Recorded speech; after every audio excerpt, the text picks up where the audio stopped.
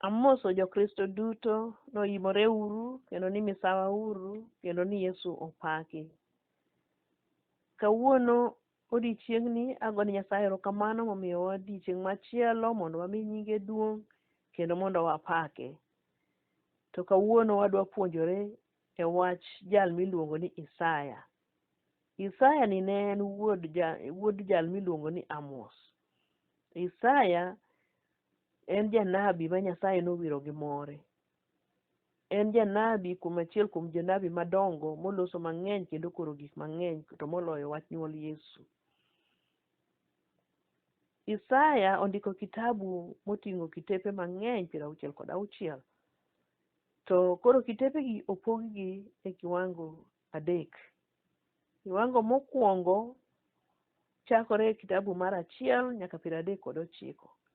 Ka eri ema Isaya ochako godo tich ka Nyasaye onyise chandruok mar jo-Israel. To kong'iyo chandruok mar jo-Israel to yudo jo-Israel chandore nikech richo mane gidonje. Richo kamosedonje kelo chandruok. Ka richo donjo, richo kelo chandruok. Alamo jokristo ni mondo wapogre kod richo kendo watang' kod richo nikech richo moro amora kwasetimo to miyo wachandre e kit ngimawa. Nyaka chieng' walokre kendo wakwa Nyasaye weruok. To samoro kata kwa Nyasaye weruok to mbala to siko manyaka chieng'. Mbala mar richo ok rum. Isaya oyudo ni jogi lamo nyiseche moko nono giweyo Nyasaye mane ochweyogi. Wan bende nitie seche mwalamo nyiseche moko mok walam Nyasaye. Samo nego walam Nyasaye to watimo timbewa. Wadich wabudho kata wawacho weche mok owinjore makethonwa seche manono mano lamo Nyasaye ma ok lamo nyiseche, ok lamo Nyasaye mangima. Isaya owacho ni jogi ni ka ok unyal lokore, Nyasaye owacho notero u e twech, ubiro dhi Babylon. Jasiria mosebedo ka chandou nikech udagi winjo wach Nyasaye. Emomiyo Nyasaye omiyo ruodh Asiria thuolo mondo koro chandu. Ok ne giwinjo. Koro kiwango mar 2 mar Isaya loso kochakre kitabu mar 40 nyaka 55. Kar ka koro Isaya wuoyo ka koro jo-Israel osedhi e twech, jo-Juda ni e twech e piny Babylon. To Isaya konigi ni okay, ne usetimo richo, moseketnu kum makoro uni e piny mieri, ne uru kako chandore malit. To Jehova Nyasaye en Nyasaye mang'won kendo Nyasaye moherou. En Nyasachu, noseyierou ni un joge. Omiyo rachne koneno kusandore kendo neno ywaku kuywak malit. Owacho ni koro biro duokou e piny chande mar Jerusalem, mondo kendo koro udhi e piny cha uchakie ngima manyien. Otemo loso kodgi kamano. To koro kiwango mar 3 Isaya loso. Owacho ni jo-Israel, jo-Juda ni yani. Useduoge pinyu kaeri. Koro beduru kod geno kod yie ni Nyasaye manyalo gik moko duto biro miyo u ruoth mabiro wuok e dhood Daudi. Ruodhi ni kobiro, obiro biro kendo biro keto kwe, obiro bedo misango mibiro tim ni piny ngima, kendo en ruoth mabiro mondo ores piny e lwet ng'ama rach. Emomiyo kaka Nyasaye en Nyasach singruok, obiro timo kaka osewacho. Notemo jiwo chunygi kamano. Wan bende chunywa onego jiwre nikech Yesu Kristo koro osebironwa kendo osebiro mondo ng'ama oyie kuome kik lal to bed gi ngima manyaka chieng'. Johana 3:16 wachonwa kamano. Ni nikech Nyasaye nohero piny kama, nyaka nochiwo wuode ma miderma, ni mondo ng'ama oyie kuome kik lal to bed gi ngima manyaka chieng'. Ka wayie kuom Yesu Kristo, wabedo gi ngima manyaka chieng'. Makata ka waneno chandruok, masira to nyaka wane ka wane piny ka, osingnwa. To bang' mano, wabiro yudo ngima manyaka chieng'. Isaya ni owuoyo ma chieng' ma Yesu chako tich e piny ka, Yesu otiyo gi weche mana Isaya okoro. Kisomo Isaya 61 chakre kare 1 nyaka kare 2, Yesu owuoyo kowacho ni Roho mar Jehova Nyasaye manyalo gik moko duto ni kuoma, nikech Jehova Nyasaye osewira mondo aland wach maber ni joma odhier.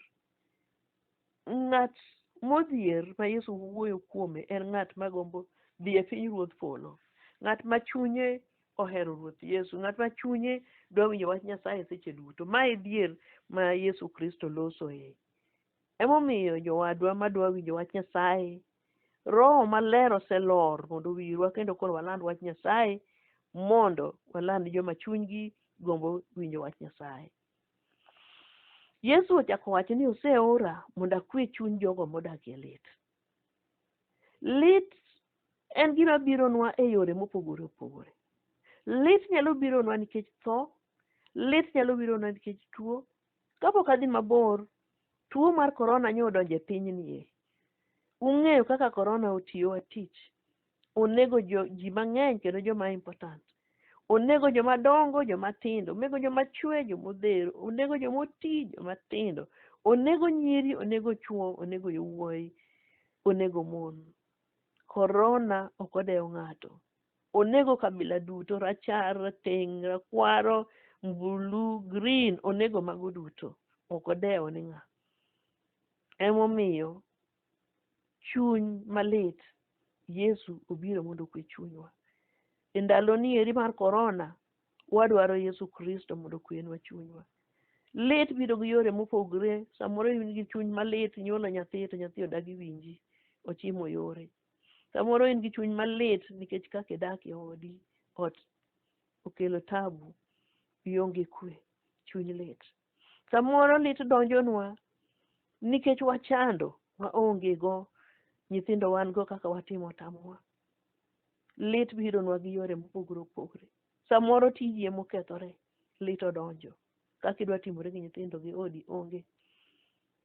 Ng'ama dikonywa kendo madimiwa kwe mar chuny sama lit odonjo en mana Yesu kende.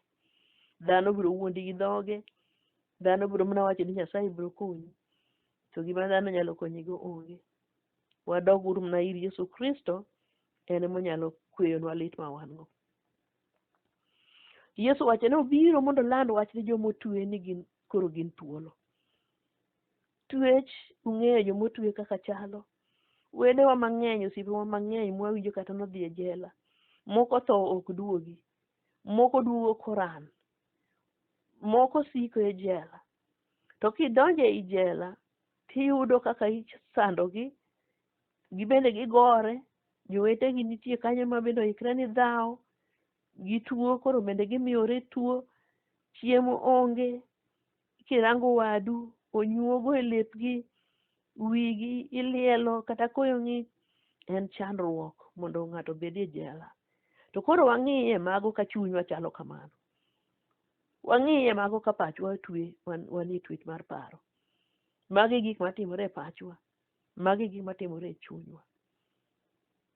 Jo-Kristo, wawinj gima Yesu wachonwa ni obiro mondo ogonywa wabed thuolo. Madogonywa wabed thuolo chutho. Ochako wacho ni abiro mondo ahul ni ji jomotwe modak e mudho, ni koro osegonygi. Nitie joma ng'eny modak e mudho. Wadak e mudho nikech samoro yudo ka wang'i odinore ma kata gima itimo ikia. Ang' iparo mana ka gima idwa timo no osekethore. Iyudo ka nyathi nyuolo maber, monego bed kata ni somo maber. Nyathi kowuok dhi skul, ochiko kanjaga. Nyathi ka duogo ka skul, ochike yorene. Kinyi winjo mana nyathini no neg kama kama. Nyathini nogo kodhi kwelo. Nyathini nogo, kori wacho ni to pinyni. Mudho odhi odino nyim nyathi tok nikech herone, jasigu Satan. Miyo walamuru mondo Yesu Kristo ogol mudho modino wangewa. Yesu wacho ni bende oseora ni mondo aland ni ji ni mae higa mar ng'uono ma Jehova Nyasaye, kendo chieng' ma Nyasachwa biro chulo e kuor, kohoyo ji duto manie kuyo. Nyasachwa ber manadi. Mae higa ma Nyasaye omiyo wa ng'uonone. Omiyo wa ng'uonone, owacho ni obiro chulonwa kuor. Ji osetimonwa marach mang'eny. To Nyasaye wacho ni kik wachul kuor, chulo kuor en mare. Omiyo nyaminwa kata wadwa, kik ichul kuor, uweni Nyasaye. Waweni Nyasaye weche duto, mondo en mondo chulnwa kuor. En kochulo to chulo mar adiera.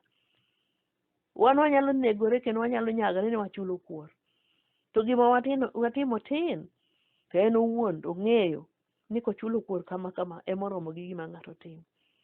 To bende walam ni joma timo no marach mondo gitim maber, gilokre gibende mondo kik gidhi e richo, mondo kik gidhi e mach, gia e richo ma gisetimo nogo marach.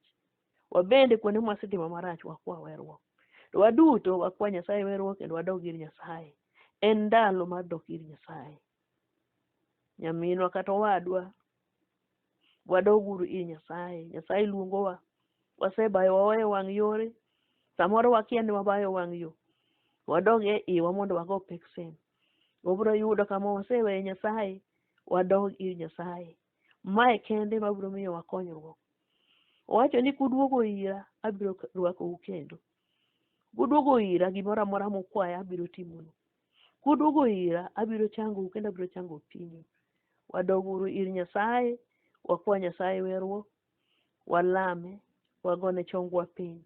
Owacho ni mak mana ng'ama ogo chonge piny kendo wacho gi dhoge ni en ye ruoth, ok none piny ruodhe. Ero kamano, Nyasaye ogwedhu, nyaka wachak warom kendo, kumiyo kwe ne ma piny ok nyal miyou. Amen.